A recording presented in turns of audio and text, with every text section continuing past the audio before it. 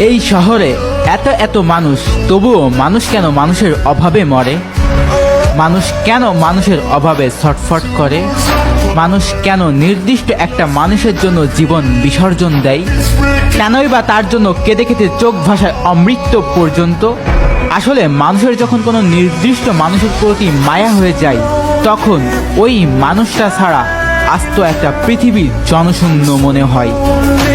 নির্দিষ্ট মানুষ ছাড়া একটা দিনও একটা বছরের মনে হয়। কারণ যাকে মন ভালোবাসে একবার আপন ভাবে, তার অভাবটা আর কাউকে দিয়ে কখনো পূরণ হয় না। তার জায়গাটা ঠিক তার মতোই করে খালি পড়ে থাকে। হাজার মুখ হাজার হাসি থেকেও সেই একটা মুখ না থাকলে সবই ফাঁকা ফাঁকা লাগে।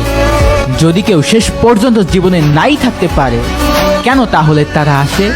আজও আমি নিজেকে নিজে প্রশ্ন করি, আমার ভুলটা কি ছিল? হয়তোবা আমার ভুলটা ছিল তাকে ভালোবাসা।